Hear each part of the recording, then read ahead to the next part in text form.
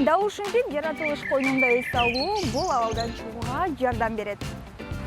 Ал эми моралдык чарчоо бардык нерсеге кызыгуусун жоготуп, пассивдүү жашоого ыктаган абал. Бул учурда адам алсырап, эч кандай эмоция көрсөтпөй таарынчак болуп калат.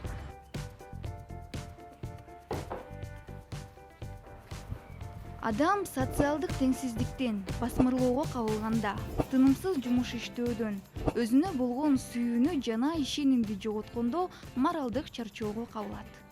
Моралдык чарчоо бул эмнелерден келип чыкты? Жашоонун ар кандай көйгөйүнөн, ар кандай окуяларынан келип чыкты деп айтсам болот. Биринчиден бул ата энемдин ажырашуусу, айлана чөйрөдөгү достор, алардын кылган мамилелери, мындай сатып кеткендер болду. Эмоционалдык жактан оор нерселер болду. Мындай майда нерсени да көтөрө албай калат экенсиң. Бирок каарманыбыз жашоонун жаркын экенин түшүнүп, бул абалдан чыгуунун жолун тапкан. Моралдык чарчоону мен жеңгенимдин бирден бир себеби өзүмдүн чөйрөмдөгү жакшы адамдарды таптым. Спорт менен машыга баштадым. Бийлегенди жакшы көрөм. Бийге болгон кызыгуумду арттыра баштадым десем болот. Моралдык чарчоо абалынан кантип арылабыз? Дал ушинтип сейилдеп,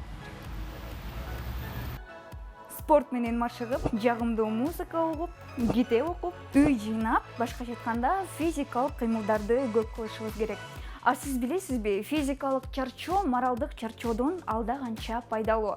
Себеби эң негизгиси ден соолугуңуз жакшы болот жана ошондой эле эч нерсени ойлонбостон бат эле таттуу уйкуга чөмүлөсүз. Керемет Эргешбекова, Назик Турдубекова, Кадыр Султаналиев, Замана студиясы.